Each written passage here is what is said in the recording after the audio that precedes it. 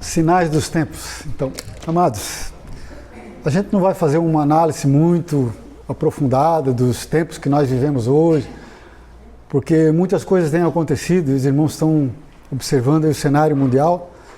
Eu até estava conversando com o Marco, com a Jéssica, né, que essas guerras, essa beligerância das nações, né, as nações estão em guerra, estão em ebulição. A Rússia e a Ucrânia já há 4 anos de guerra, uma guerra intensa que envolveu a Europa, Estados Unidos, muitas nações. Agora, questão na Venezuela, Cuba, que na América Central, América do Sul, todo um clima meio conturbado. E mais especificamente no Oriente Médio, que é o nosso foco, né, a nossa visão deve ser realmente lá, né, porque ali está a santa cidade, Jerusalém, Israel, o povo de Deus. Então o que acontece ali é muito significativo dentro da profecia bíblica e deve nos deixar atentos. A gente pode até conjecturar algumas coisas, mas não dá para afirmar nada a respeito dos acontecimentos.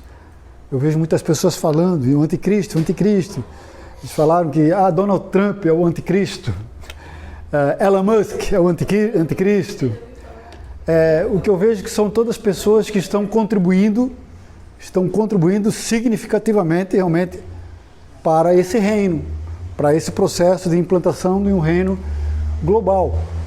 Então, quando se fala de uma unidade mundial, de uma unidade global, sem que seja a unidade de Cristo, é uma unidade contra Deus, é a unidade de Babel, que era uma unidade perfeita, a ponto de Deus dizer que, puxa, agora ninguém vai conseguir fazer nada contra eles, porque eles estão unidos. Eles vão poder fazer qualquer coisa agora por conta dessa unidade. Só que era uma unidade contra Deus. Então essa é a unidade que o anticristo vai implantar, né? Um consenso. Ele será um consenso, na verdade. Não será um governo inicialmente autoritário, né, ou déspota, nada. Ele será adorado, como Hitler, né? Os irmãos falaram, estava dando exemplo, como Hitler era adorado pelo povo, seu povo lá na época.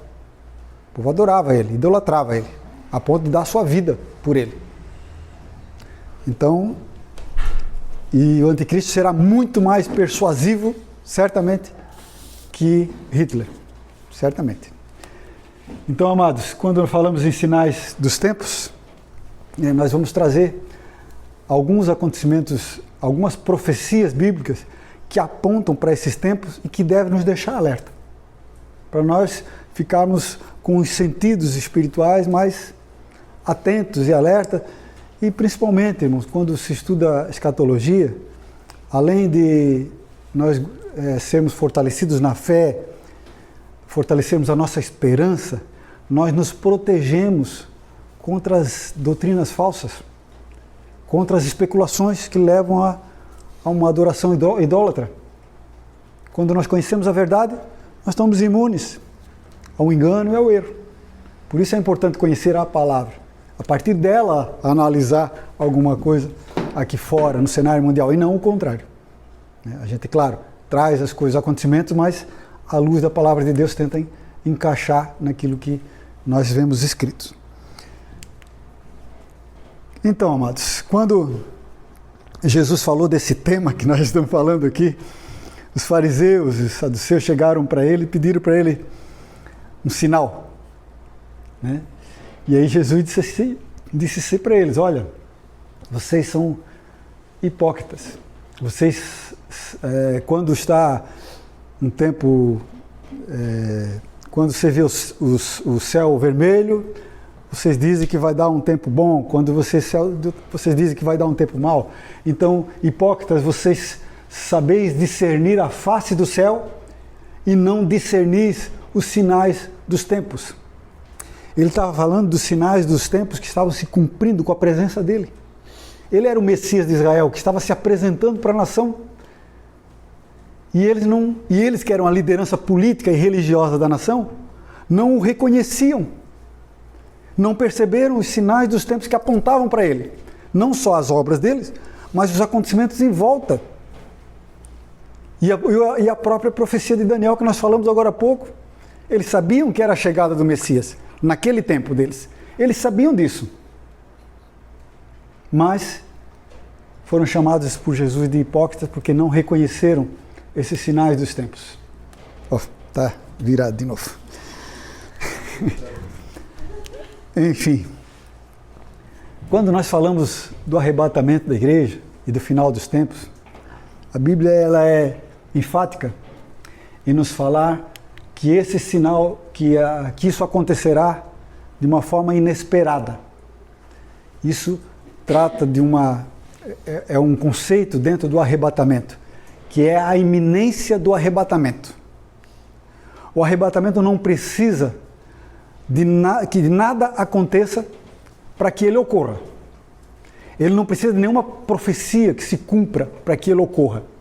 Ele pode ocorrer a qualquer momento. Por isso que Paulo disse, né, referindo-se a ele, inclusive, e nós, os que estamos vivos, seremos arrebatados juntamente com eles ao encontro do Senhor nos ares. Por quê? Porque ele sabia que naquele tempo poderia acontecer o arrebatamento.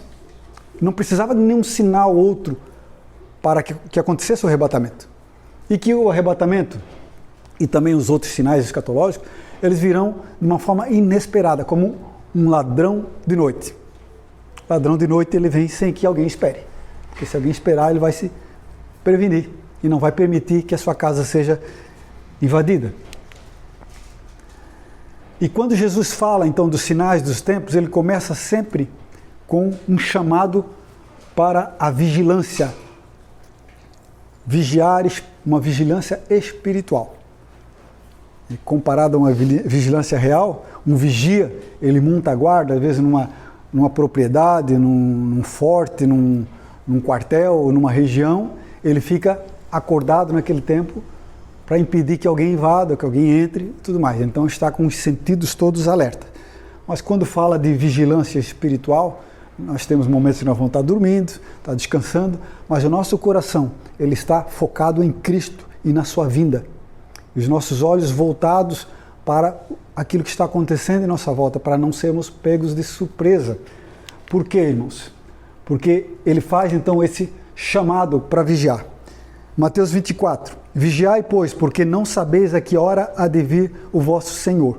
Por isso, estai vós preparados também, porque o Filho do Homem há de vir a hora em que não penseis. E Jesus disse que ninguém sabe o dia e a hora, nem os anjos do céu, nem o Filho do Homem, Jesus na condição humana ali, claro que ele sabe, né, como Deus, mas eles não sabiam o dia e a hora, e nós não sabemos o dia e a hora. Todo o profeta da antiguidade e atual que tentou, né, declarar o dia da vinda de Jesus, falhou drasticamente.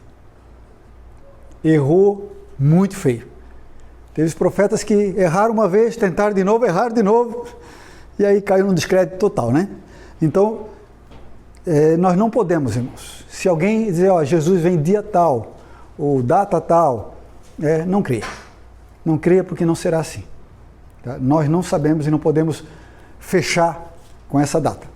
Podemos até ter algumas ideias, que nós vamos falar justamente disso. Jesus também falou a respeito desse tema de vigilância, olhai por vós mesmos.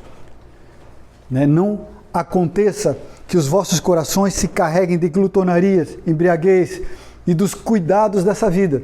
Então essa é a vigilância. Nosso coração é carregado das coisas dessa vida, né? Que é tão comum hoje, está vindo sobre nós um monte de coisa para nos tirar realmente do foco das coisas espirituais, das coisas de Deus. Então, cuidar para que não se carregue o coração dessas coisas. Né? E venha sobre vós de improviso aquele dia, porque virá como um laço sobre todos os que habitam na face de toda a terra. Vigiai, pois, em todo o tempo, orando, para que sejais havidos por dignos de evitar todas essas coisas que hão de acontecer e de estar em pé diante do Filho do Homem. Vigiar para quê? Para evitar essas coisas. Nós devemos nos guardar para estarmos de pé diante do Filho do Homem, diante de Jesus. Então, mesmo que a gente precise vigiar, irmãos, e nós não sabemos qual é o dia e qual é a hora, né? A igreja do Senhor não está em trevas. Como disse Paulo aos Tessalonicenses, vós, irmãos, já não estáis em trevas, para que aquele dia vos surpreenda como um ladrão. Ele virá num dia que nós não sabemos, mas nós não seremos surpreendidos a ponto de perder o tempo do arrebatamento e a igreja foi e eu não fui. Por isso nós devemos vigiar, nós devemos compreender o tempo. A igreja ao longo do tempo, irmãos, ela sempre teve esse anseio pela vinda de Jesus, ela sempre vigiou em torno disso. Algumas pessoas acham que o arrebatamento antes da tribulação é um escapismo de não querer passar pelo fogo, pela perseguição, que na Inquisição muitos irmãos sofreram e padeceram. Não é uma questão de escapismo, irmãos, é uma questão de o que a Bíblia diz. A palavra de Deus diz que nós seremos preservados, e a tribulação é um tempo de ira que não pode ser minimizado ou comparado a nada que houve antes nesse mundo. Não é algo que a igreja poderia resistir se ela estivesse aqui. Tamanho o poder das trevas nesse tempo. E a igreja não poderia ficar debaixo do poder das trevas. E Deus vai poupar nesse tempo um remanescente de Israel, que ele diz na sua palavra. Não fala em poupar uma igreja, fala de tirar a igreja num arrebatamento. Então nós não estamos em trevas, para que esse dia nos surpreenda, pegue de surpresa, como um ladrão. Israel, irmãos, ele é o relógio de Deus. Como nós vimos naquelas semanas, da última semana de Deus para Israel, né, quando nós compreendemos que a tribulação, o período da tribulação, é um período em que Deus trata com Israel, que já estava previsto lá no Velho Testamento, em que haveria um tempo de angústia para Israel, de angústia de Jacó, e que nesse tempo Deus iria salvá-los. Nós entendemos que a tribulação é o período para Israel e para as nações. Isso é importante nós, como igreja, entender essas coisas. Isso é não estar em trevas, compreender até a cronologia profética, para nos posicionar e para guardar a nossa fé e a nossa esperança. Quando nós entendemos isso,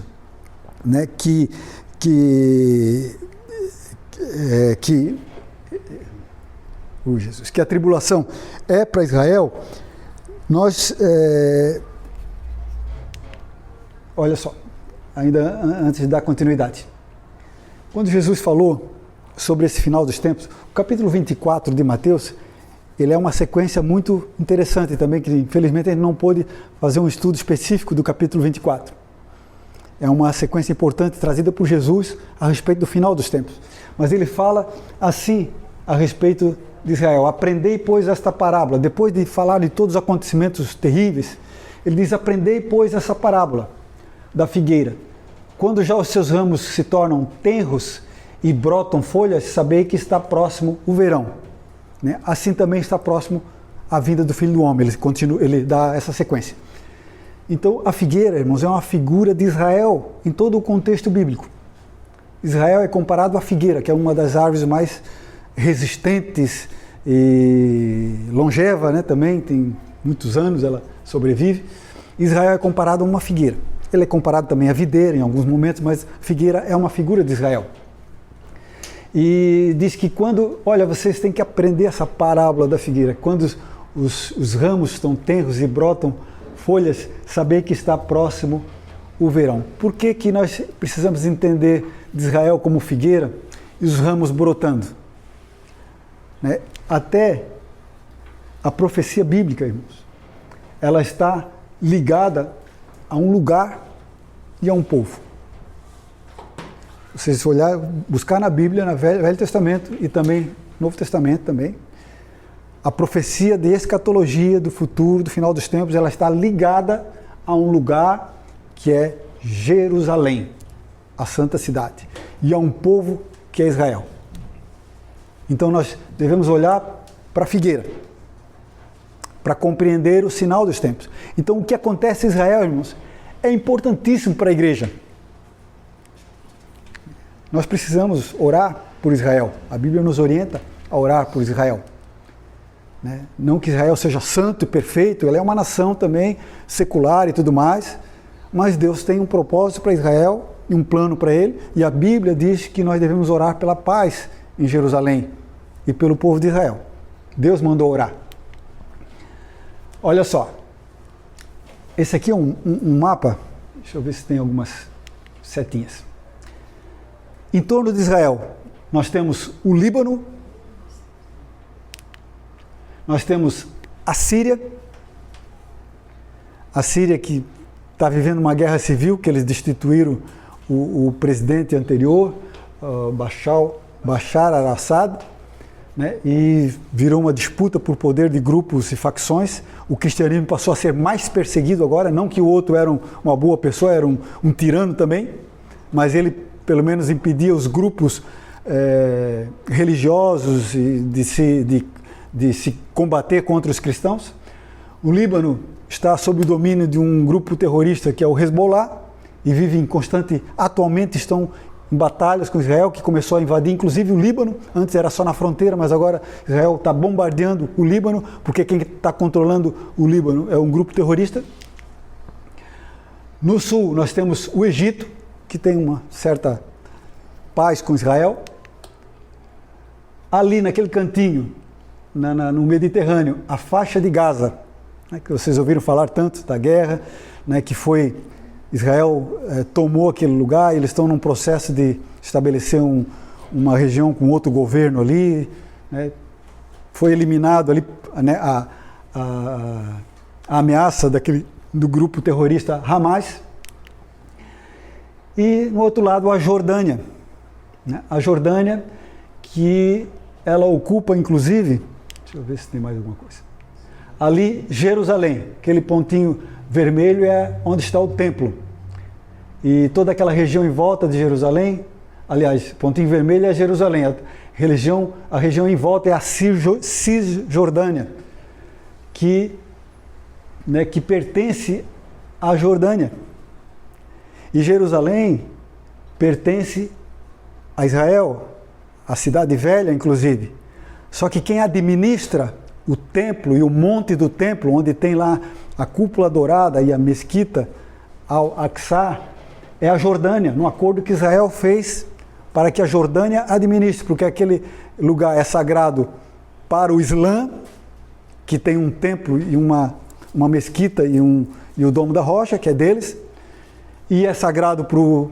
cristianismo, mas é sagrado para o judaísmo, porque ali estava construído, edificado o templo de Israel. Mas a própria nação de Israel preserva o status quo do templo, ou seja, na mão dos muçulmanos. Por isso que a Jordânia tem paz com Israel.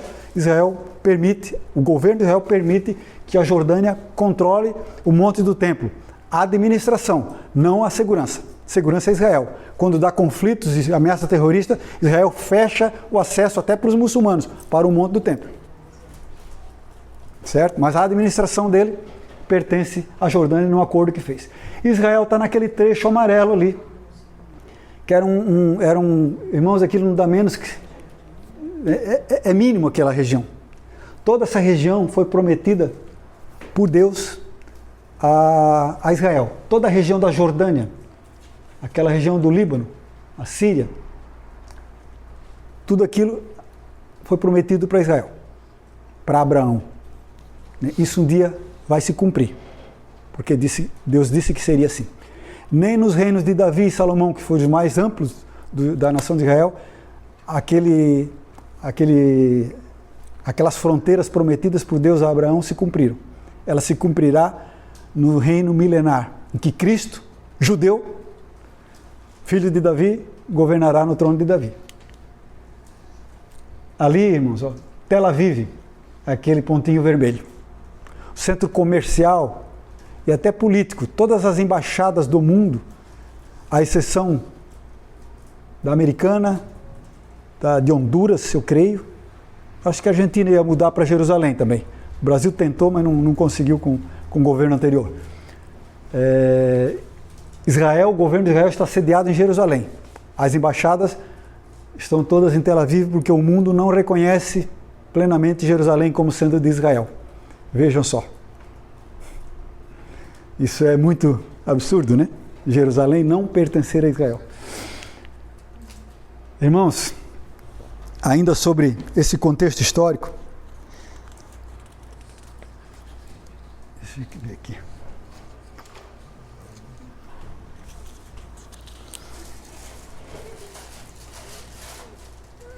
Deixa eu ver aqui.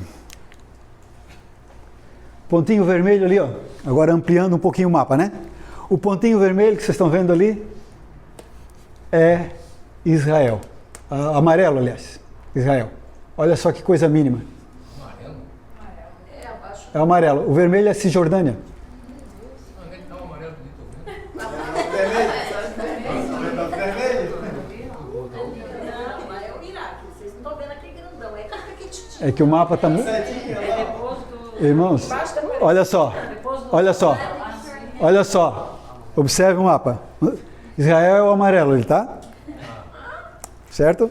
A Cisjordânia é essa parte mais cinza ali, ó. Jerusalém está bem na divisa ali, entre Cisjordânia e Israel, certo?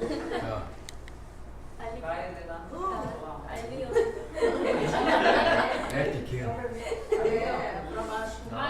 Não é amarelo, é laranjado. A laranja, né? Laranjado. Eu estou meio de lado aqui. Amarelo é o Iraque, né?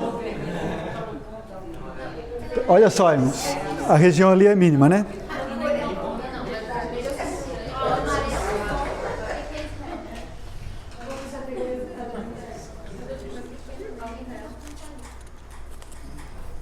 Olha só.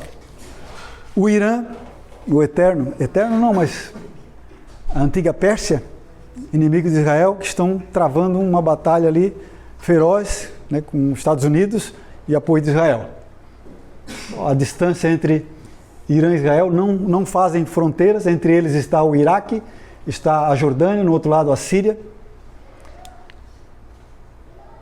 A Turquia, que exerce um papel importantíssimo também na profecia bíblica. O Erdogan, que é o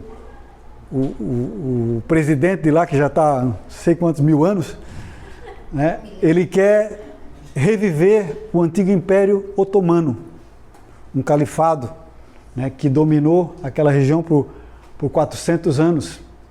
Né? E ele tem esse sonho ainda. Né? Não tem mais nem idade para isso, já está com mais de 80, eu acho. Mas enfim, mas é o sonho desses homens, né, dos poderosos que querem conquistar e ter poder. Ali embaixo, o Iêmen. Por que eu apontei para o Iêmen? Porque o Irã, ele fornece, ele mantém o terrorismo no mundo. Né? E através do Irã, o Hamas atua na faixa de Gaza, o Hezbollah na Síria e no Líbano, dominando inclusive no governo do Líbano, que não consegue expulsar o Hezbollah.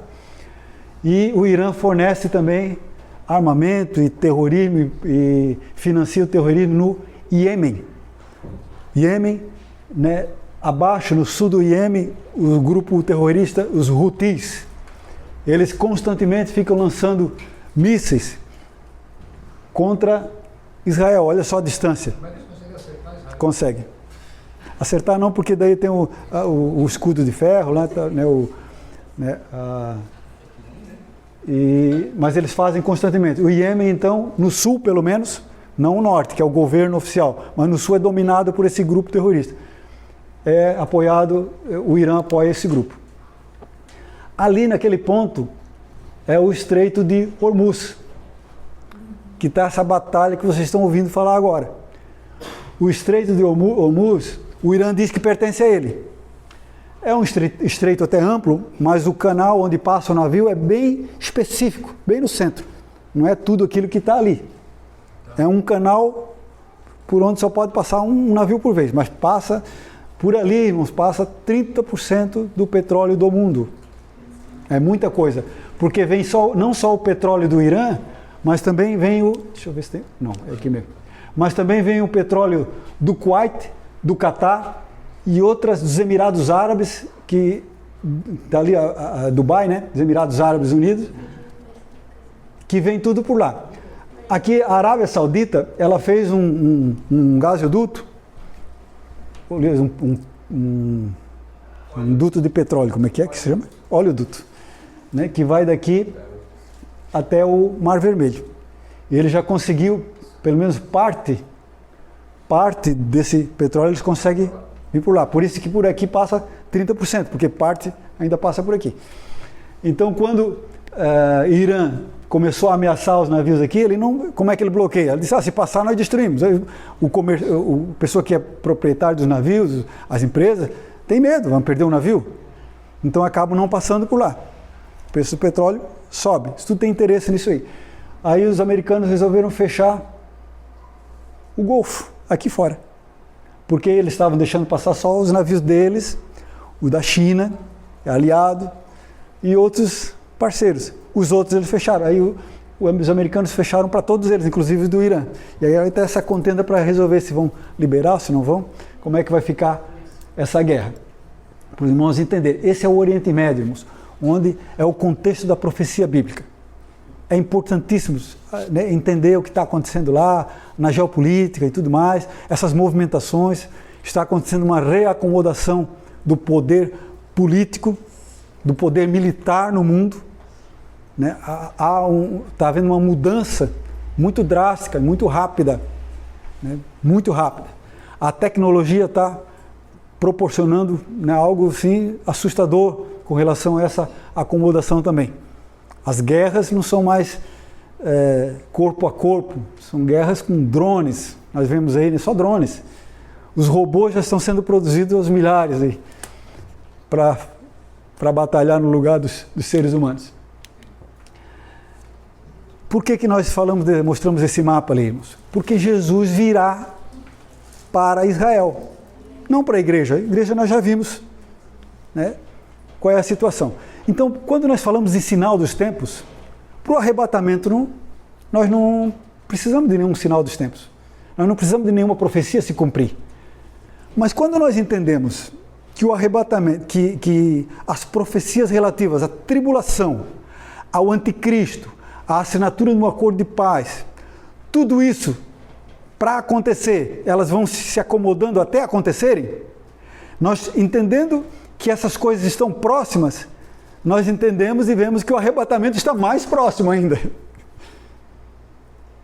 Porque não tem como essas coisas se cumprir sem primeiro vir o arrebatamento. Por isso que é importante entender os acontecimentos que levarão aqueles 7 anos, que levarão ao surgimento do anticristo, dos 10 reis e tudo mais que falados ali em Apocalipse. Quando nós entendemos que a profecia está apontando para Israel, que está florescendo, as ameaças contra Israel, e vemos tudo isso acontecer, nós vemos, daqui a pouco aparece alguém para trazer paz. Então nós entendemos, se esse alguém está por aparecer, o arrebatamento está muito mais próximo ainda, porque vai acontecer antes. Olha só, por que Jesus virá para Israel? Lá em Zacarias 12:10, fala do final dos tempos. Ele diz, olha, sobre a casa de Davi. A casa de Davi são os descendentes de Davi e de Israel. E sobre os habitantes de Jerusalém derramarei o espírito de graça e de súplicas, e olharão para mim a quem transpassaram. Naqueles 3 anos e meio de grande aflição para Israel, Deus vai lançar sobre eles um espírito de súplica. Eles vão clamar pela salvação de Deus. E aí eles vão ver Jesus. Olharão para mim. Vejam que quem está falando aqui é Yahvé, o Deus do Velho Testamento, que é o mesmo do Novo, é claro. Mas ele se apresentava para Israel como Yahvé. E ele diz que vocês olharão para mim a quem transpassaram. Yahvé foi transpassado, Jesus foi transpassado. Ele é Yahvé. Ele é Deus. Então olharão para mim a quem transpassaram. Quem que vai olhar para Jesus? Israel, que vai chamar por ele. Israel precisava estar naquele lugar novamente. Irmãos, Israel ficou por quase 2.000 anos, disperso longe da sua terra, com um remanescente muito pequeno, mas nem era reconhecido como nação de Israel. Eles ficaram dispersos pelo mundo. E em 1948, depois de uma severa perseguição de Hitler, que é uma figura do anticristo, e aquela perseguição é uma figura da aflição que o povo vai sofrer na tribulação, Israel pôde voltar para sua terra a partir de uma decisão nas Nações Unidas, em que um brasileiro, Oswaldo Aranha, né, um chanceler do Brasil, que era o presidente das Nações Unidas, não só botou em votação, mas articulou com as demais nações e colocou em votação no momento propício e foi aprovado um espaço de terra para Israel, para o povo de Israel que estava voltando dos cativeiros e dos fornos dos campos de concentração nazista. Em 1948, irmãos, a figueira floresceu. Israel ressurgiu como uma nação nacional, como uma etnia em um Estado, organizada no Estado. Não só como um povo disperso, porque uma nação ela precisa ter um povo, um território e autonomia. Então foi isso que eles adquiriram em 1948, após a Segunda Guerra Mundial. Isso foi o maior milagre, irmãos, porque Jesus não viria antes disso. Enquanto Israel não estivesse na sua terra e na sua cidade, Jerusalém, essa profecia aqui não poderia se cumprir. Agora já tem essa condição de Jesus voltar para Israel e para Jerusalém, porque eles já estão lá, não como um povo convertido a Deus ainda, tem uma minoria que teme a Deus, né, mas um povo que são os descendentes realmente de Israel. E aí muitos na igreja, muitos cristãos dizem que aquele Israel não tem nada a ver com Israel, com com Israel do Velho Testamento, que Deus encerrou o seu contrato com Israel do Velho Testamento. Né? E é interessante, irmãos, que eles trazem assim, ó, eu vou até uma pausa aqui, em Gálatas, onde é que está aqui?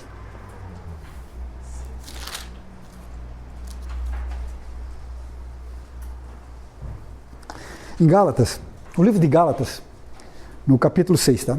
No livro de Gálatas, Paulo combate, ele escreve para a igreja da Galácia, são várias igrejas, aos Gálatas, e ele está combatendo um grupo de judaizantes, judeus cristãos, que estavam lá perturbando os cristãos da Galácia, dizendo que eles tinham que seguir a lei de Moisés, se circuncidar, para poder ser salvo.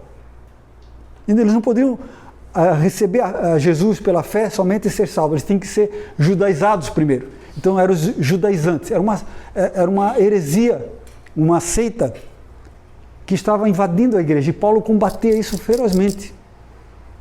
Isso foi levado até para um concílio entre os apóstolos em Jerusalém, na oportunidade dessa questão. Esse concílio entendeu da forma como Paulo também entendia, que não deveria ser trazido a lei de Moisés e ser imposta aos gentios cristãos. Mas os gentios cristãos eram salvos pela graça por meio da fé em Jesus Cristo.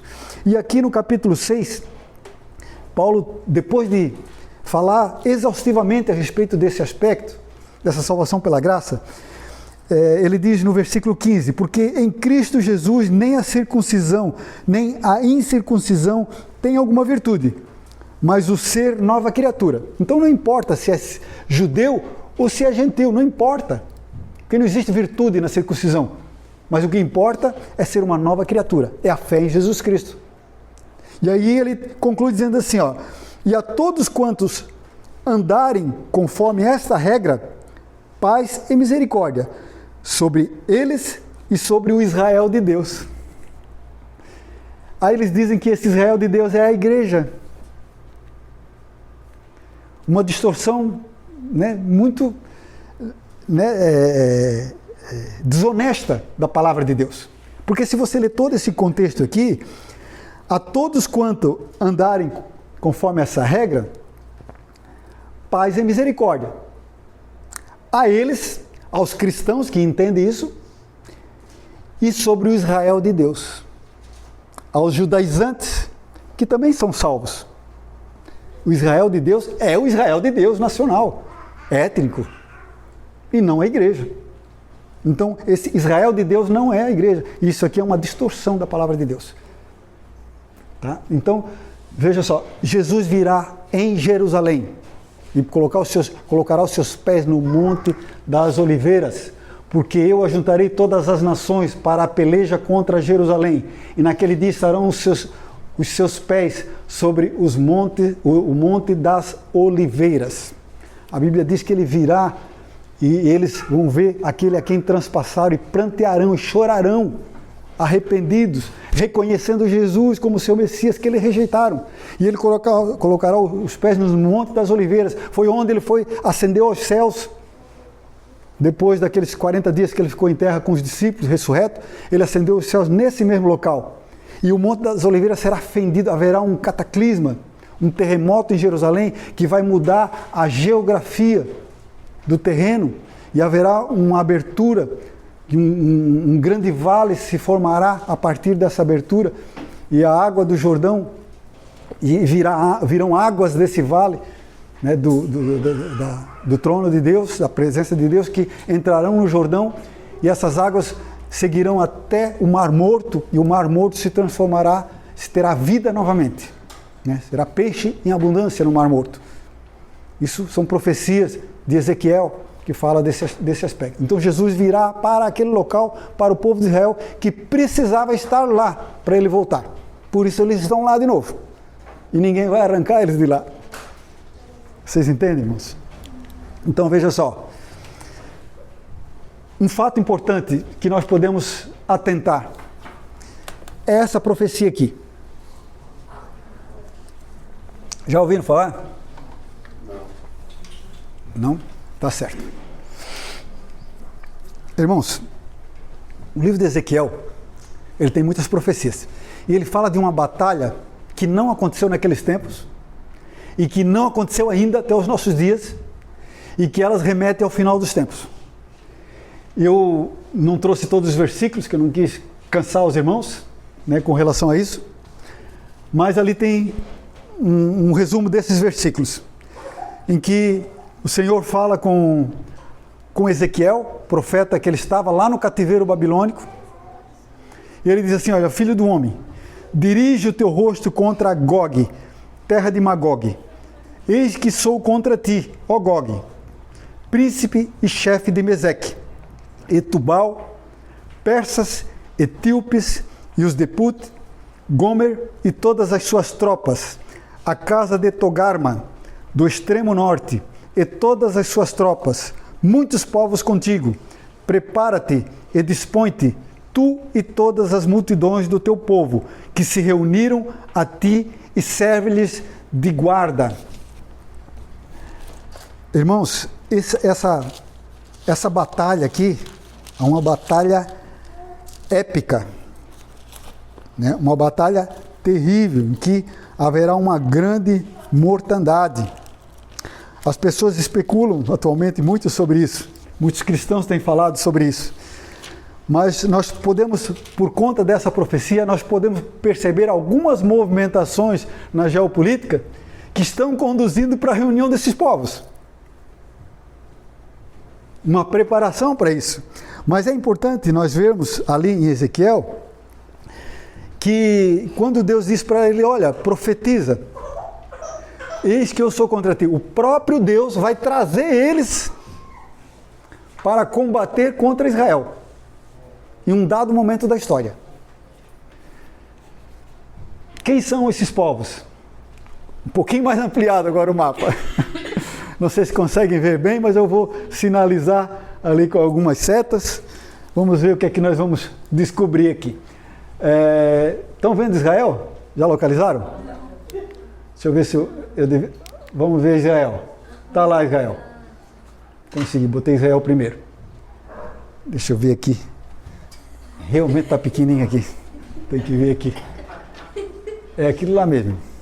É naquele cantinho ali. Então olha só. Gog.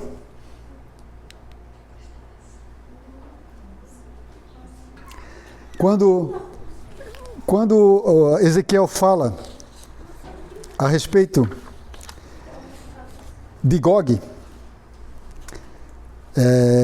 ele está falando essa batalha aqui antes da vinda de Jesus, irmãos, que ele dará fim ao anticristo na batalha do Armagedon. Antes daquele momento haverá essa batalha aqui.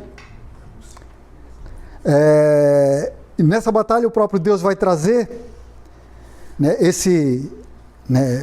essa pessoa, né, essas nações, esse conglomerado de nações, eles vêm furiosamente contra Israel, para saquear, para destruir, para tomar, né, a terra e as riquezas. E ele diz que esse povo ele vem do extremo norte. Quando você traça uma reta do norte até Jerusalém, você chega exatamente em Moscou, capital da Rússia.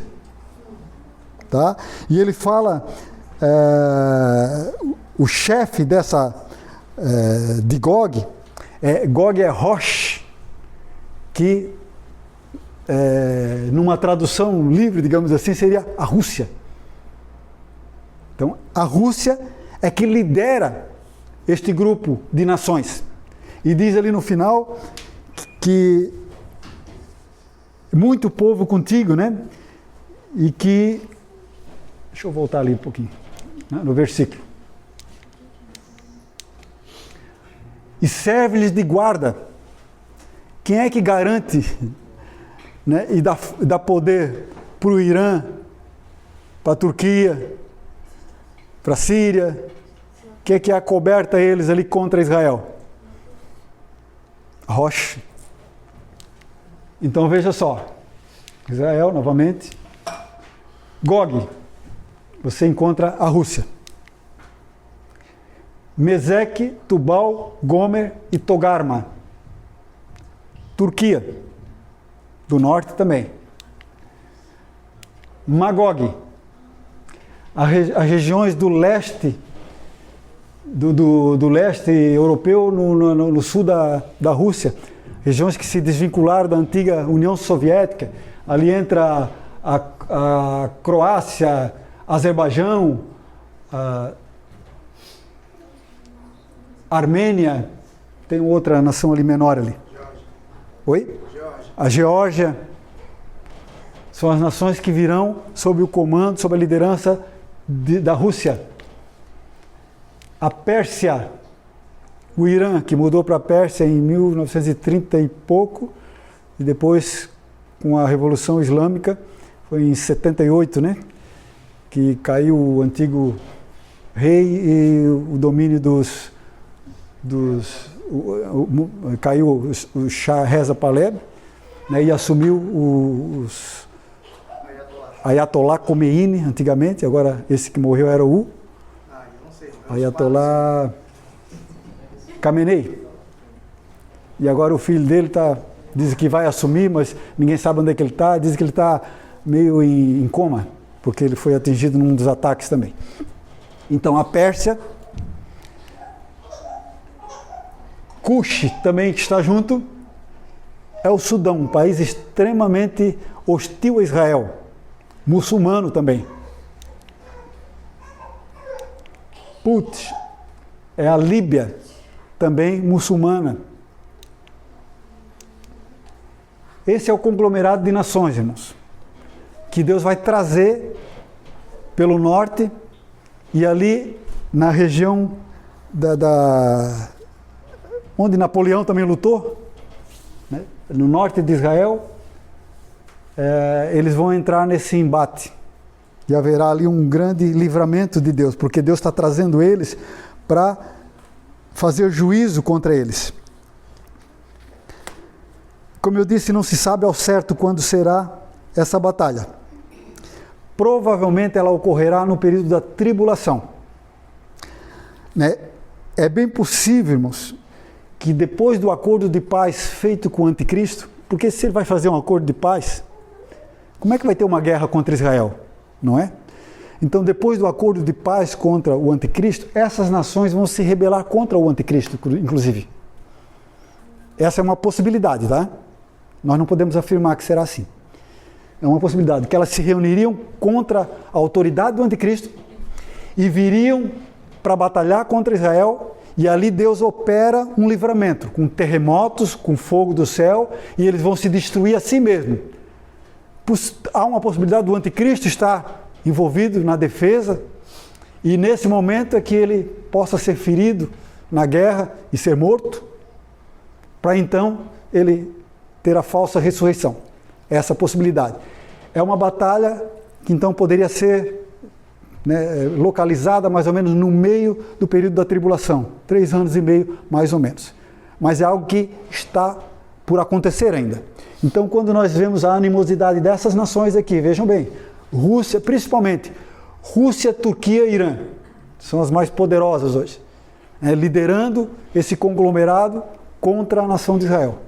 Então, é um sinal que nos alerta. Quando esse grupo começa a se alinhar, e já estão alinhados ideologicamente, politicamente, militarmente, é um grupo que está alinhado. Então nós vemos que aponta para um cumprimento de uma profecia. Isso é um sinal importante para nós observarmos. Certo?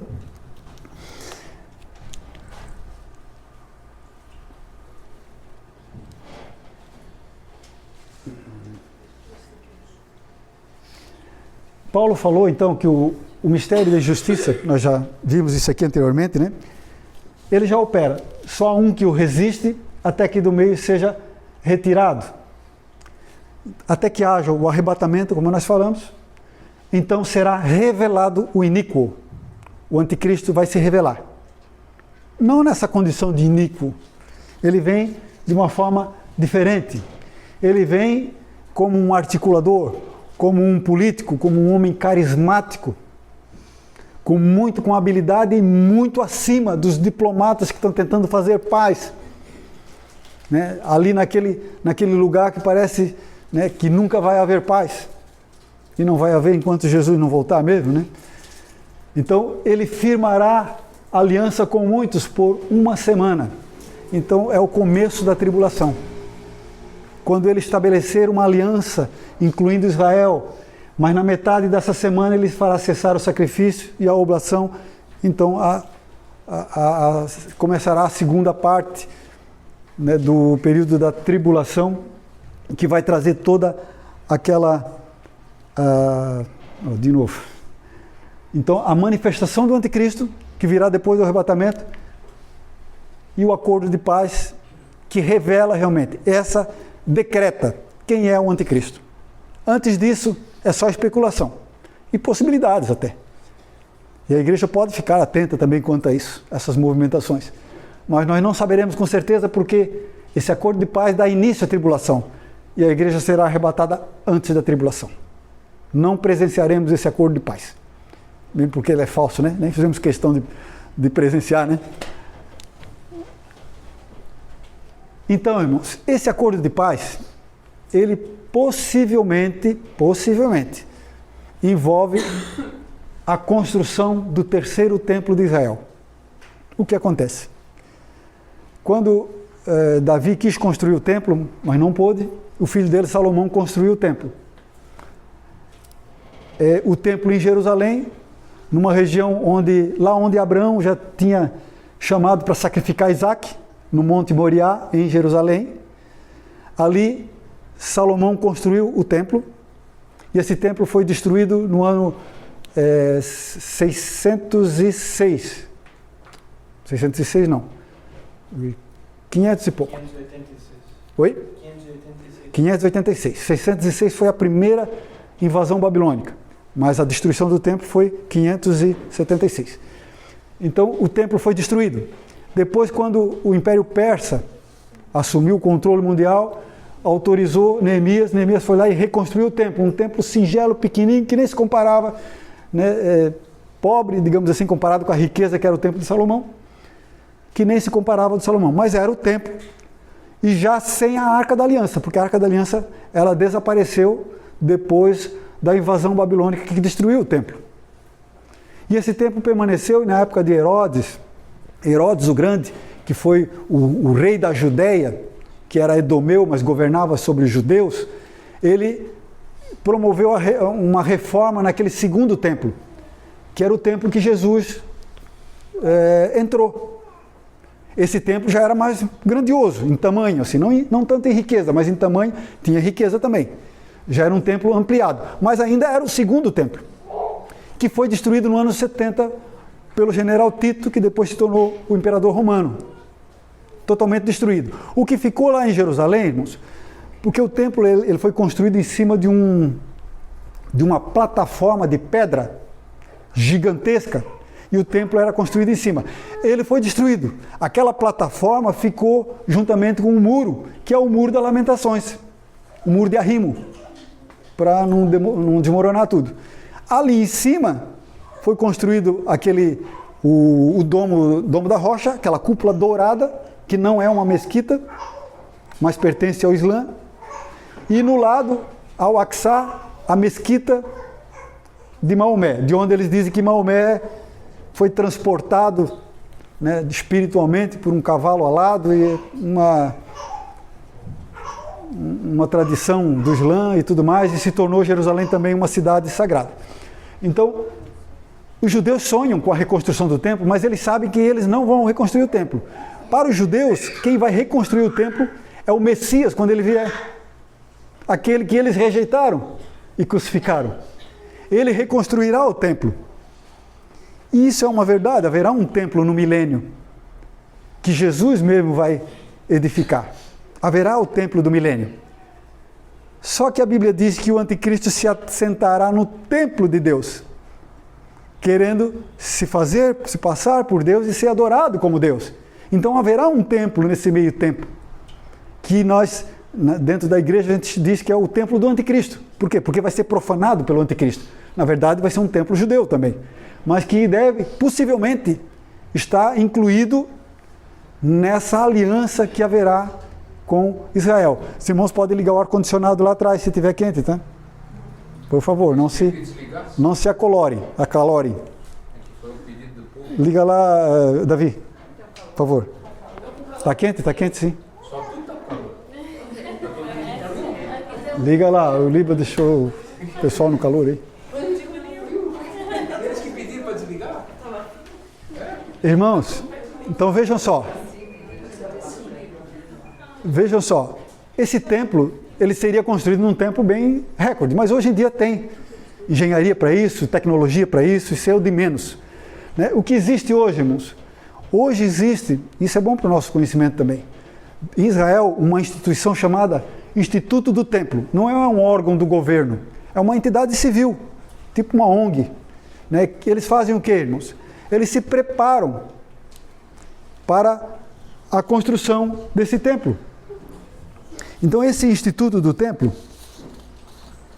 eles não pretendem construir o templo, porque ele teria que ser construído lá onde está aquelas mesquitas e aqueles objetos sagrados do Islã. Isso seria impossível, sem um derramamento de sangue gigante, com todo o mundo islâmico.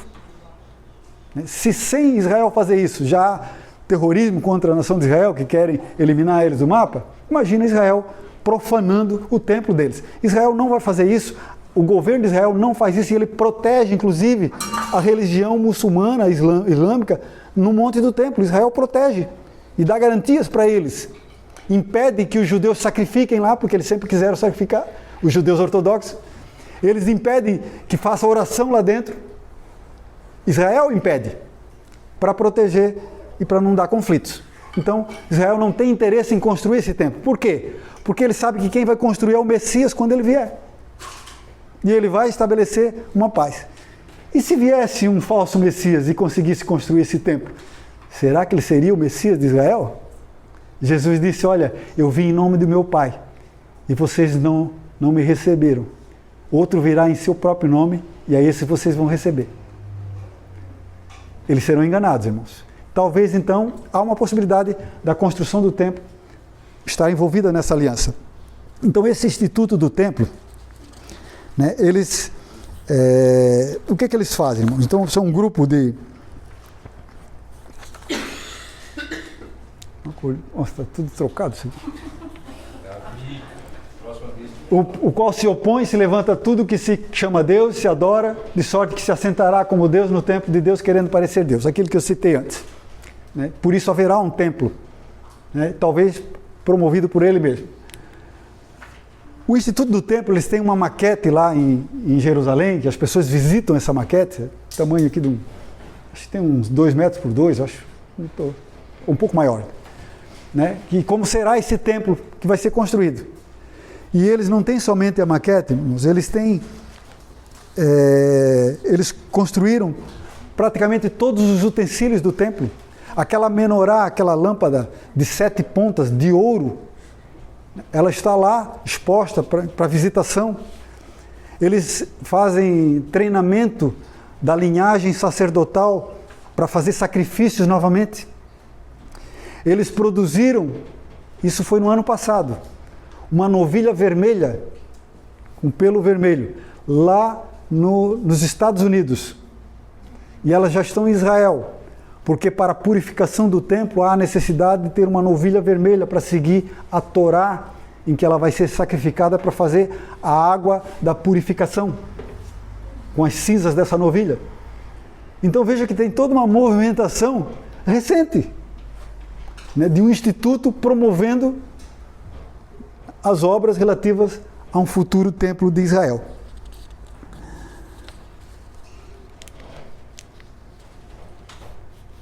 Quando se fala do anticristo, fala-se de um governo mundial.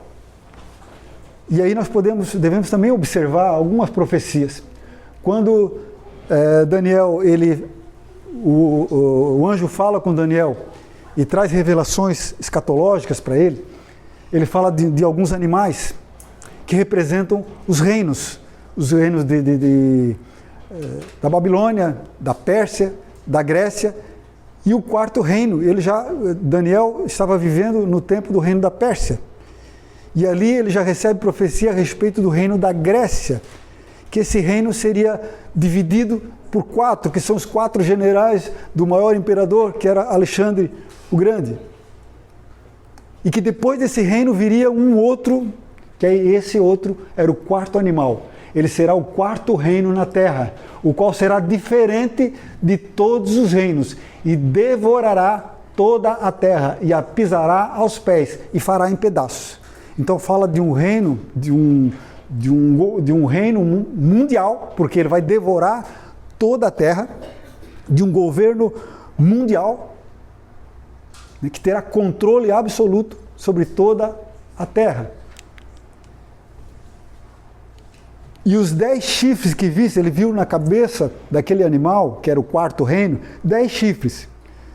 São 10 reis que ainda não receberam. Perdão, irmãos, ele viu 10 chifres sim, mas esse versículo que nós lemos aqui é o de Apocalipse. Daniel vê, sim, 10 chifres, e ele vê um chifre menor que se levanta e tem domínio sobre os outros, derruba 3 chifres, mata 3 reis, e aqui em Apocalipse diz, falando da besta que João também viu, a mesma que Daniel viu. E os 10 chifres que viste são 10 reis, que ainda não receberam o seu reino, mas receberão poder como reis por 1 hora, juntamente com a besta. E estes têm o mesmo intento, e entregarão o seu poder e autoridade à besta. Então vejam que o reino do anticristo, que é a besta, é a mesma pessoa, ele é respaldado por 10 governos, 10 governantes, 10 reinos, 10 reis, que vão fazer o quê? Entregar a ele o seu poder. Olha só, ele vai ter na mão poder absoluto. Nós estávamos comentando aqui, hoje nós vemos uma acomodação da geopolítica, né? Quando surgiu a União Europeia, começaram a dizer, não, agora os 10 reinos estão surgindo. Daqui a pouco tinha 9 reinos na União Europeia, tinha 10 países na União Europeia, daqui a pouco passou para 11, 12, já passou, agora já deu. Não é mais a profecia que se cumpriu. Né? Mas nos tempos que nós vivemos, né, isso pode se tratar de grupos de nações. Né? Hoje nós vemos blocos de poder, né? Na América, no Oriente Médio, no leste europeu com a Rússia, na Ásia com a China, né? E todas essas grandes nações, poderosas nações, elas têm influência sobre outras menores. Então são grupos que se apoiam mutuamente. Esses grupos talvez cheguem a um ponto de ter uns 10 governos, digamos assim, que vão então entregar todo o governo mundial a um governante só, a besta, ao anticristo. Um governo mundial com um controle absoluto. A Bíblia fala de um governo mundial e fala que esse governo terá um controle absoluto, irmãos. Olha só quando ele fala da besta. E faz que a todos, pequenos e grandes, ricos e pobres, livres e servos, lhes seja posto um sinal na sua mão direita ou na sua testa. Uma marca. Deixa eu ver aqui. Deixa eu me localizar aqui.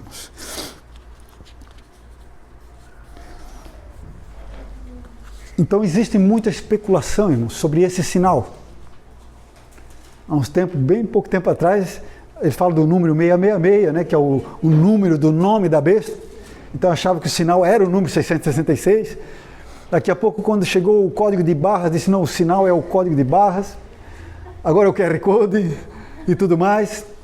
O sinal em si... Oi? O chip, o implante de um chip, aí já começa a entrar num controle de mente e coisa assim. Enfim, existe então muita especulação sobre que marca seria. Mas uma coisa que nós podemos concluirmos, que as pessoas que vão receber essa marca, elas não vão receber por engano. Vai ser uma decisão dela, de querer receber a marca. Não, eu quero fazer parte disso. Eu quero essa marca para mim. Não vai ser algo imposto ou obrigatório no princípio, digamos assim. Vai ser algo que a pessoa quer fazer parte. Por quê, irmãos? Não será uma coisa por engano. Essa marca ela envolverá aspectos econômicos, financeiros, políticos e religiosos. Ela envolve religião também. Não é uma coisa puramente financeira e política. Então, será posto um sinal. Esse sinal não precisa ser exatamente algo visível, mas certamente é um sistema colocado na pessoa, ou implantado na pessoa, que a partir do qual um governo mundial poderá ter controle sobre a vida dessa pessoa. Sobre tudo que ela faz. E nós vamos falar... Que tipo de controle? Né?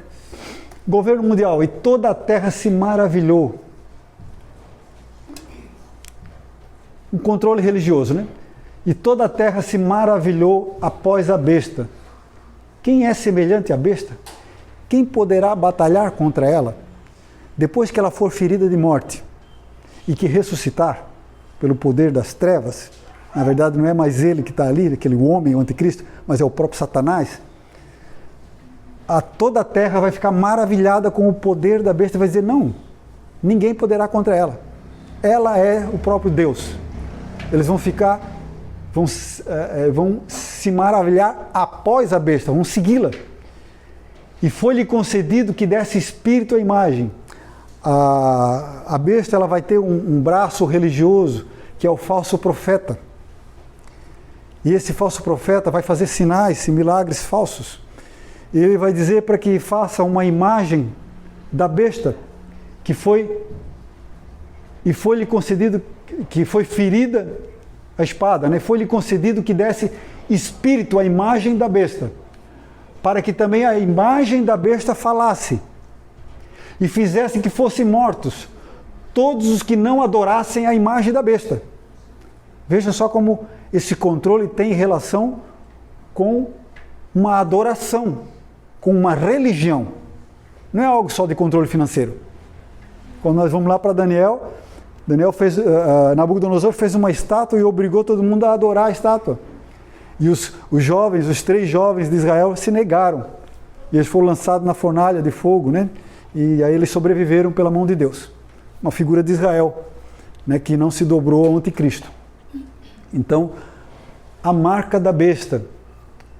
Olha só, uma imagem que fala e que vê a pessoa no seu secreto, no seu anônimo,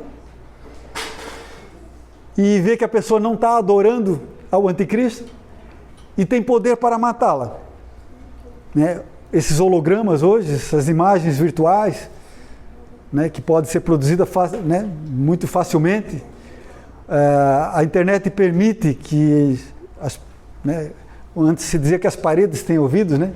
Hoje a televisão tem ouvido, o celular tem ouvido, e daqui a pouco todos os eletrodomésticos têm ouvidos também.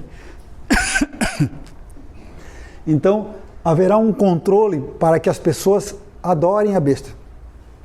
Inicialmente, todos vão cair naquele grande laço do inimigo e vão realmente adorar e vão após ela. Quem será como ela? Né? Mas isso vai ser incentivado, essa adoração. Haverá um controle financeiro. Ele faz com que todos, pequenos e grandes, ricos e pobres, livres e servos, lhe seja posto um sinal na sua mão direita ou na sua testa, para que ninguém possa comprar ou vender, senão aquele que tiver o sinal. Né? Então, vejam só, irmãos, um controle financeiro. Hoje nós temos um exemplo, o Pix. Nós ainda temos uma certa liberdade, porque podemos ter dinheiro físico, né? Daqui a pouco não vai haver mais dinheiro físico. Isso está num processo de se extinguir. Não é só o Brasil que está vivendo isso. Né? Então, a maior parte das nações já tem essa moeda digital. Então, as moedas digitais vão substituir a moeda física.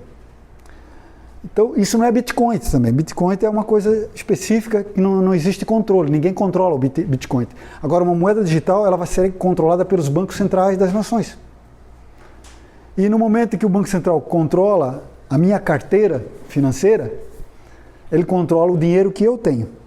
Ele pode começar a delimitar os meus gastos, como que devem ser. Ele pode bloquear o meu crédito. Ele pode limitar os meus gastos. Né? Então, é uma forma de controle. Né? Imagina uma sociedade sem dinheiro e você não ter acesso ao dinheiro digital porque foi bloqueado. Como é que você sobreviveria num negócio desse? É um controle absoluto. Isso, atualmente, é bom. Todo mundo prefere o Pix do que o dinheiro, não é verdade? Né? E é bom. Mas num dado momento, essas coisas vão ser todas utilizadas por alguém que assumirá o poder mundial. Então vejo que todo o cenário para esse controle já está sendo arquitetado, já está sendo formado de forma lenta. Na nossa consciência nós vamos aceitando tranquilamente, pacificamente. Né? Por quê? Porque é bom, é benéfico. Só que vai ter um momento em que todos esses bancos centrais vão estar servindo, né, ao anticristo. E esse controle será centralizado na pessoa dele e das pessoas com quem ele governa. Então haverá um controle financeiro. Isso seria impossível. Quando João viu isso em Apocalipse, ele não conseguiria imaginar. Isso foi o sonho de todos os tiranos da história humana, controlar as pessoas dessa forma. Eles nunca conseguiram controlar assim. Então, ainda esse governo mundial, o avanço da ciência. Lá em Daniel, quando ele perguntava, mas Senhor, como é que vai ser isso? Ele diz, olha, muitos correrão de uma parte para o outro, e o conhecimento se multiplicará.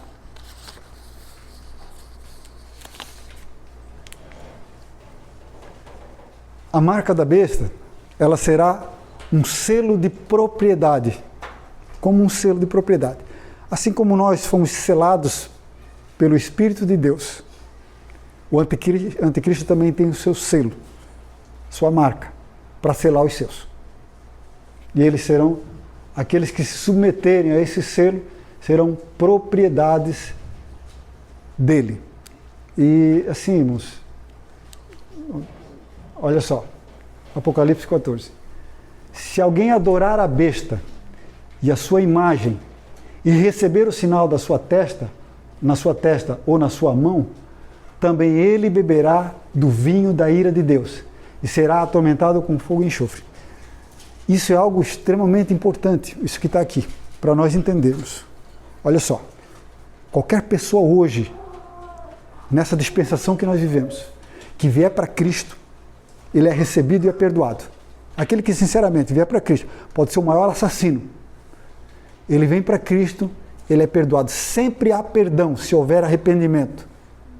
Sempre há perdão, enquanto nós estamos nessa dispensação da graça de Deus. Jesus não rejeita ninguém, por mais perverso que seja. Se Hitler se convertesse lá antes de morrer, ele seria perdoado e salvo.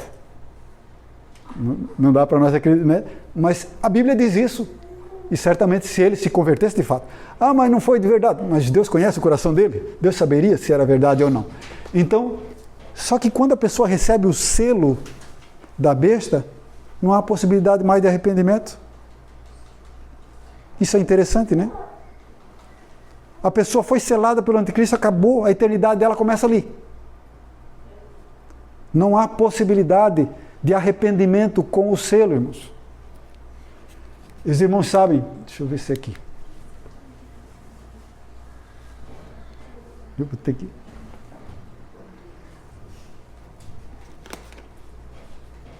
Receber a marca da besta, irmãos, implica numa aliança que vai comprometer até a minha vontade.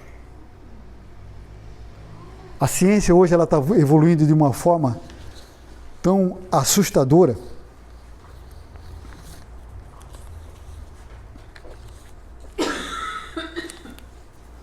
Tão assustadora, que eles falam em implantes, né, como a irmã falou de implante cerebral, de chips para implantes. Existem chips para implantes para curar pessoas de algum trauma, de alguma doença, de paralisias e tudo mais, porque esses chips vão ser ligados no cérebro. Né? Mas se trabalha muito, irmãos, hoje, atualmente, em implantes para transformar o homem, para dar mais vitalidade ao homem, para dar uma vida mais longa para o homem, quem sabe, uma vida eterna para o homem. Trabalha-se muito em experiência de hibridismo, misturas, homem e máquina. Né? Então isso, a ciência que ia se multiplicar, está se multiplicando absurdamente rápido nesses tempos que nós vivemos. Pode falar aí. O Musk, eu vi esses dias que ele tem um projeto para fazer o homem não morrer. Ele está fazendo essa pesquisa, esse estudo, e está investindo muito dinheiro nessa pesquisa. O homem não quer morrer, ele não quer receber o juízo de Deus e a condenação de Deus. Mas ele não quer Deus também. Ele quer a vida eterna, mas não quer Deus. Mas a vida só vem de Deus. Então hoje se faz o quê? Se estão guardando as memórias das pessoas para, de certa forma, ressuscitá-la depois em um humanoide, um robô, que vai ter todas as memórias da pessoa, os hábitos, as práticas das pessoas, e vai ser a própria pessoa. A China já fez as incubadoras, né, Incubadoras. para poder as crianças, eles serão Exatamente. Irmãos, observem muito. É verdade, Observem os filmes que estão fazendo, esses filmes distópicos, de futuristas. Observem esses filmes. Esses filmes são uma preparação da nossa mente. São programações preditivas, não é profecia esses filmes, tá? Ah, poxa, o filme já profetizou. Não, não profetizou. Ele estava preparando a mente das pessoas para o que eles já estavam planejando. Há uma arquitetura internacional para isso. Poxa, o irmão está viajando de novo. É teoria da conspiração. Só que tudo que se teorizava em conspiração, sim, está se acontecendo nos nossos dias. Está se constatando em nossos dias. Então, há uma arquitetura sim, e o arquiteto disso tudo é Satanás. E o próprio Deus está permitindo para conduzir a história da humanidade. A inteligência artificial também, eles querem fazer como os artistas, por exemplo, que já faleceram, pudessem cantar de volta, como a Maria Mendonça. Eles estão fazendo esses estudos com a inteligência artificial para trazer essas pessoas que morreram para Cantar com os vivos e fazer duplas e fazer shows. corais. Sim, é uma coisa assustadora que está acontecendo. Irmãos, né? essas experiências são assustadoras. São assustadoras. Mas a medicina também trabalha A medicina avançou em cima muito. de que a oração, a fé em Cristo e em Deus, trabalhando junto com a medicina, é científica. Ela faz a cura. Sim. Então, esse avanço da humanidade, irmãos, isso é bênção. Só o Iá vai acabar com a água da terra. Eu vi quantos, cada pensamento, cada coisa que eles fazem, quanto de água que está consumindo, diz para mim também já é coisa do anticristo. Irmãos, o espírito do anticristo, o espírito anticristão, ele já é visto em toda a Bíblia, lá na Torre de Babel. É um espírito que se levanta contra a autoridade de Deus, se levanta contra a lei de Deus, contra os que servem a Deus, rejeitam tudo o que é santo, tudo o que é puro, né? E promove realmente a morte, a destruição, a miséria da humanidade. Então o espírito do anticristo, ele sempre esteve presente na humanidade. João falou que o espírito do anticristo já está no mundo e sempre se manifesta de forma mais profunda em alguns elementos específicos na humanidade, alguns líderes mundiais, alguns poderosos, algumas pessoas, né, que encarnam, né, esse espírito de forma mais violenta, e sempre o espírito do anticristo ele se volta contra os judeus e a igreja. Por que os judeus? Porque Deus só vai cumprir o final da história se Israel estiver lá onde está, se estiver existindo Israel ainda. Se ele destruísse Israel, destruiu o plano de Deus. Isso é impossível, né? Por isso que ao longo da história, os judeus sempre foram perseguidos, porque o diabo comandava essa perseguição através de homens ímpios e perversos com quem ele se aliançava, que se aliançavam com ele, na verdade. O espírito do anticristo, irmãos, então, o anticristo será um homem, só que um homem muito astuto, hábil, com aliança com as trevas. Ele honrará, lá em Daniel, falando do anticristo, ele diz que ele honrará um Deus das forças, com auxílio de um Deus estranho, agirá contra as poderosas fortalezas. Fala de um Deus das forças, um Deus estranho, que não é o Deus de Israel, que não é o Deus da igreja. Esse espírito, aí quando Paulo fala do anticristo, ele fala desse cuja vinda é segundo a eficácia de Satanás, com todo o poder e sinais e prodígios de mentira. Ele vai fazer sinais e milagres, irmãos, para enganar a humanidade, porque ele vem com engano. Eu tenho uma dúvida ali, não vai ter mais o Espírito Santo, porque você falou que quem tiver a marca não pode se arrepender, né? Essa pessoa então não vai ter mais, nessa época não vai ter mais o Espírito Santo, então? O Espírito Santo, como nós falamos antes, ele é o restritor do mal. Ele restringe essa eficácia do diabo. Ele não pode, por causa da presença do Espírito Santo na igreja. Quando a igreja for arrebatada, o Espírito Santo subir com a igreja, a humanidade, as trevas vão ter liberdade da parte de Deus para avançar com o seu projeto maligno, para cumprir o propósito de Deus, inclusive. Então Satanás, ele vai ter uma liberdade maior do que ele teria hoje com a igreja ali, intercedendo a Deus e restringindo com a presença do Espírito Santo. Mas o Espírito Santo não está ausente da humanidade. As pessoas que entenderem a palavra de Deus, talvez muitos que hoje ouvem a palavra de Deus, mas que não se convertem, ou então crentes meia boca, digamos assim, depois do arrebatamento talvez eles se convertam. Não era verdade e começam a buscar a Deus. Essas pessoas podem ser salvas. A Bíblia dá a entender que essas pessoas serão martirizadas por conta da perseguição. Não, mas pode fugir da besta. Mas o controle que haverá vai ser tão absoluto, irmãos, que uma fuga só sobrenatural. Só sobrenatural. Por isso que a igreja não pode estar aqui. Fala, irmão. No caso, com o arrebatamento, os que ficarem, mas que tiverem depois, poxa, realmente eu fui enganado, ou Sim. eu aprendi tudo isso e não... Sim. Né? Essas Então, pessoas são... Sim, são salvas. A salvação. A Bíblia fala daquela multidão e multidão que vieram da grande tribulação, que foram mortos por causa do sangue de Jesus, do testemunho. Agora eu tenho uma outra dúvida. No milênio, que Jesus vem para reinar com a igreja, né, na Terra, esses 1000 anos serão 1000 anos onde... O que vai acontecer assim? Vai haver novas perversões? Vai haver... Certo. Assim, nós podemos entender o que a Bíblia diz somente. A Bíblia fala de um tempo em que haverá prosperidade, muita produção agrícola, não haverá fome na terra, tá? Não haverá fome. Haverá justiça, porque ele vai fazer justiça com mão de ferro. Haverá paz, não haverá guerra entre as nações, não haverá mais guerra nenhuma, não haverá guerra. Isso nós podemos afirmar. A criança, a terra volta a um estado edênico, em que uma criança vai meter a mão numa cova de uma áspide e não vai ser picada, uma serpente, né? O leão comerá palha com o boi, não haverá mais animais carnívoros, digamos assim, né? O próprio homem talvez tenha que mudar a sua alimentação também, como era antes do dilúvio, né? Algumas coisas assim, como será, a gente não pode afirmar, mas por diversos versículos bíblicos nos apontam como seria esse tempo, né? E as pessoas não serão todos salvos nesse tempo, porque no final Satanás será solto e ele vai enganar as nações. E vai vir uma multidão contra Jesus, contra Jerusalém, ainda.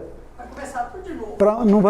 Aí encerra e entra na eternidade. Isso para mostrar como a humanidade, mesmo nas condições mais propícias e abençoadas, ela é incorrigível contra Deus. Kézia. Você falou que as pessoas podem se converter depois e serem salvas. Se só aquelas que ficarem vivas até o retorno de Jesus de volta, ou se elas morrerem na grande tribulação, elas também Certo. serão salvas? Nós não entendemos ao certo como seria, mas possivelmente as pessoas que se arrependerem durante a tribulação, elas vão sofrer martírio. E aí elas voltam com Jesus. Se, porventura, aí não dá para, né, bater assim que, não vai ser assim. Se no final da tribulação Jesus vem, né, e tiver alguém ainda que crê em Jesus, vai permanecer com Cristo durante o milênio. E ali haverá salvação, né, para aqueles que se voltarem para Cristo verdadeiramente. Certo? Ok? Então, Satanás ele virá com engano, com mentira. O espírito do anticristo, então, um aspecto que eu quero abordar com vocês. OVNIs, alienígenas. Irmãos, eventos envolvendo objetos voadores não identificados, eles se multiplicaram nos últimos anos. Vocês devem ter acompanhado. Não é só em Varginha, não, agora está em mais lugares. Acordou o Liba. Acordaram o Liba. Irmãos, os órgãos oficiais, principalmente CIA e FBI e governo americano, nunca se manifestaram com relação a essas aparições. Sempre silêncio absoluto. O máximo que eles faziam é dizer que não sabiam de que se tratava. Que realmente reconheceram tal sinal, mas não sabiam de que se tratava. Né? Nunca procuraram esclarecer, nunca declararam nada sobre o evento. Sempre negavam. Entretanto, de 2 anos para cá, um pouquinho mais talvez, isso mudou radicalmente. O governo americano já falou em abrir os arquivos secretos sobre objetos voadores não identificados, sobre extraterrestres com quem tiveram contato. Inclusive, possibilidade até de ter algum desses que foram retidos, presos, aprisionados. Não, eles abduzem os humanos, né? Pessoas que foram abduzidas, levadas, depois devolvidas. Então, muitos mistérios envolvendo isso. Existem realmente muitos objetos assim que não há explicação. Aqui no Brasil, no sul do Brasil, a Força Aérea identificou uma série de objetos, né? Fizeram vídeos, inclusive, publicaram, né? Só que publicaram abertamente. Muito disso, existe muita tecnologia de guerra, irmãos, que não são reveladas para o mundo, não podem, porque é uma vantagem que eles têm. Para quando enfrentarem um conflito, eles estão na frente com uma tecnologia que as pessoas desconhecem. Quando capturaram Nicolás Maduro lá na Venezuela, usaram uma tecnologia que não se sabe, pelos depoimentos que recebemos. Então existe tecnologia de objetos voadores, né, que nós não temos noção, irmãos, não temos noção. Então muitas dessas coisas podem ser resultados de objetos e da tecnologia dos homens. Porque atualmente eles estão falando abertamente que vão liberar os arquivos, vão trazer a público tudo, estão preparando a mente das pessoas para que elas entendam que existem alienígenas, que realmente são seres que estão aí, e a possibilidade de existir alienígena, né, há um apelo a uma unidade do mundo para resistir a uma invasão. Os filmes são todos assim, que falam de invasão alienígena, já perceberam? A humanidade se une. A Rússia e os Estados Unidos vão estar unidos, abraçados, né, para combater os tais alienígenas. Então, amados, existe esse movimento orquestrado, né? Nas universidades, na mídia e agora no governo também, para normalizar isso, para tornar uma realidade a existência desses objetos, a existência desses seres. Esses seres, irmãos, agora eles não estão sendo chamados mais de extraterrestres. Não, porque aí vão pensar que é marciano, sei lá, essas coisas, né? Meio antiquado. Eles estão dizendo que são seres interdimensionais. Seres de outra dimensão. Irmãos, eles estão entrando num campo de outra dimensão. E fala-se muito em outras dimensões. Satanás, ele habita em outra dimensão, realmente. Os demônios habitam em outra dimensão, realmente. E para nós entendermos e cremos que um ser desse não é um engano de próprio Satanás, né, para seduzir a humanidade, né? Então, são situações, irmãos, o objetivo desses objetos e dessas investigações é uma unidade mundial, que é importante para o governo do anticristo. Uma unidade mundial. Por isso que hoje está tão popularizado esse movimento.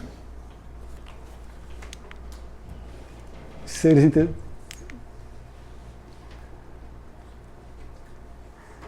Deixa eu ver aqui um pouquinho. Tava trocado, por isso que eu... Davi não fez certo para mim. Não, fui eu que fiz. Essa fui eu que fiz.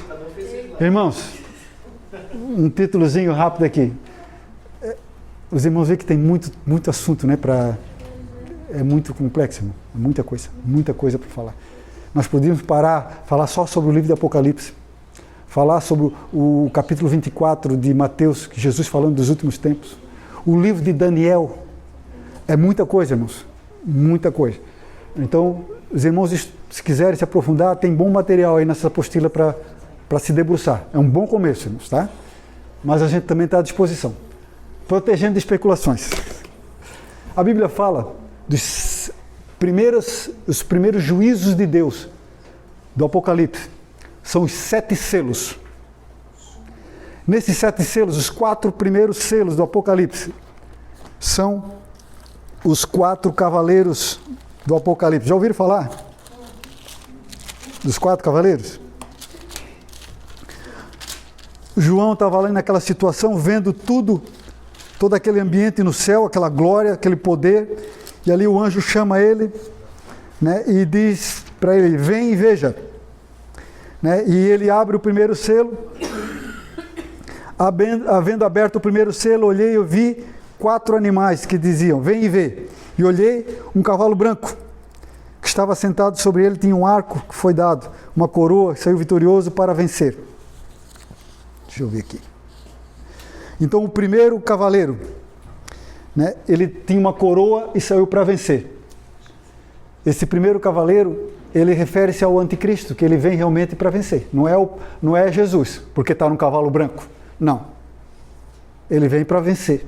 É o anticristo. O próprio Deus vai permitir a vinda dele. O segundo cavaleiro é o cavalo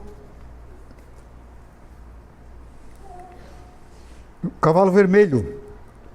Esse vem para tirar a paz da terra, para que as pessoas se matassem pela espada, guerra. O terceiro cavaleiro, um cavalo preto que traz a morte e a fome, estava com uma balança na mão. E o último cavaleiro, o quarto animal, um cavalo amarelo, né? Esse se chama Morte e o Inferno seguia. É praga. Então, quando hoje as pessoas dizem: não, irmãos, isso que está acontecendo na pandemia, lá na nossa pandemia, era o cavalo amarelo que já estava no Apocalipse. Era o cavalo amarelo. a igreja não verá o Apocalipse, a igreja não verá esses cavalos, não verá o juízo dos selos, porque a igreja vai estar lá no céu. João estava lá vendo isso, ele representava a igreja que tinha sido arrebatada. Então, o juízo dos selos, com os seus 4 cavaleiros, são os primeiros juízos, né? Não serão testemunhados pela igreja, a igreja não estará aqui. Então, se alguém falar que algum cavaleiro está solto aí, pode mandar ele para a fazenda dele, para o pasto dele, porque não é do Apocalipse. Tá? A última trombeta. Aí a Bíblia fala, depois do juízo dos 7 selos, são 7 selos, 7 trombetas, 7 taças. As 7 trombetas. A última trombeta, a trombeta do arrebatamento. Então, o Senhor virá nos ares ante a última trombeta, porque a trombeta soará, e os mortos ressuscitarão primeiro, e nós, os que estamos vivos, seremos arrebatados ao encontro do Senhor nos ares. A última trombeta que Paulo estava falando não é a trombeta do Apocalipse, é uma trombeta de chamamento para recolher a igreja, para se unir a Cristo. Essas trombetas são trombetas de juízo sobre a terra, sobre os poderosos da terra. Está muito claro isso no Apocalipse. Então, esqueçam qualquer outra trombeta, esperem só uma, que é aquela que vai nos levar para o céu. A marca da besta, como eu já frisei antes, você não vai ser marcado por engano. Pessoa que assumir a marca da besta, ela sabe que está ligada a uma adoração à besta, a um serviço à besta. Ela vai ser enganada pela besta. Ela vai ser seduzida pela besta. Aí depois, aqueles que não são seduzidos pela besta, que não foram arrebatados, mas que estão na terra e percebem e agora sabem que a marca é um contrato, uma aliança com a besta e vão se recusar, aí sim elas vão perecer por conta disso. As que não forem arrebatadas. Gog e Magog. Vejam só. Depois de passados 1000 anos, nós já vimos o Gog e Magog. Acreditamos que será durante aquele período da tribulação. No final do Apocalipse, depois de passados 1000 anos, Satanás será solto, né? Acabados os 1000 anos, Satanás será solto e sairá enganar as nações que estão sobre a terra, dos 4 cantos da terra, Gog e Magog, cujo número é como a areia do mar. Aqui ele está citando de forma... ele está comparando a rebelião de Satanás 1000 anos depois com o Gog e Magog que aconteceu antes da vinda de Jesus. Esse Gog e Magog que nós falamos. Então ele faz uma analogia na rebelião de Satanás com Gog e Magog de Ezequiel que nós vimos antes. Então não é a mesma coisa. E a batalha do Armagedon. Armagedon é uma planície que fica no norte de Israel. Campo de... É um campo, tem uma cidade de Armagedon e é um vale muito, uma planície muito extensa, que inclusive Napoleão lutou nessa planície. E ele mesmo disse, isso aqui é um lugar ideal para uma batalha. Ali Deus vai reunir Gog e Magog e as nações. E ali Jesus virá na batalha de Armagedon contra o anticristo, quando ele vier na sua vinda gloriosa com a igreja. E vai destruir o exército do anticristo e vai lançar a besta e o falso profeta no lago de fogo e enxofre, e Satanás será preso por 1000 anos no abismo. Essa é a batalha de Armagedon, que será com a vinda gloriosa de Cristo. Então, amados, nós encerramos, faltando 10 minutos. Não sei se alguma pergunta que os irmãos tenham para fazer, né? Como eu disse para vocês, reconhecer esses sinais nos localizam no tempo que nós estamos vivendo, para nós entender que realmente o arrebatamento, irmãos, está às portas. Às portas. Nós estamos muito próximos. E acontecerá como um piscar de olhos, sem aviso prévio. Por isso que devemos estar prontos, vigiando, preparados, irmãos, sempre, em todo o tempo, buscando a Deus, a direção de Deus para nossas vidas, não sobrecarregando o nosso coração com as coisas dessa vida, mas guardando o nosso coração, fazendo as coisas que precisamos fazer, porque vivemos uma vida que precisamos trabalhar e fazer, mas com o coração guardado na fé, para não sermos envergonhados quando o Senhor vier, para guardar a nossa bem-aventurada esperança. Fala, irmã Helena. O que é que tem? Ele ficará reinando aqui? Não. Depois de 1000 anos, depois de 1000 anos do reinado de Cristo, Satanás será solto, ele organizará nações para virem contra Cristo, e então ele será destruído, ele vai ser lançado no lago de fogo e enxofre, onde já estavam a besta e o falso profeta. Quem vai inaugurar o lago de fogo e enxofre, irmãos, é o inferno permanente, é o inferno final, onde ninguém habita lá hoje. Quem vai habitar primeiro lá hoje é a besta e o falso profeta. Depois Satanás também vai ser lançado lá. E aí quando ele for lançado lá, virá o juízo do grande trono branco. E o próprio Deus se assentará no trono de juízo, e todos os mortos que morreram sem Cristo serão ressuscitados para julgamento final, não para ser julgados, mas para ser decretada a sentença eterna deles no lago de fogo e enxofre também. Que era a eternidade longe da presença de Deus. E depois entra no reino eterno, na eternidade. Aí não haverá mais dor, nem pecado, nem morte, nem rebelião contra Deus, e por toda a eternidade. Pode-se achar que isso seria monótono?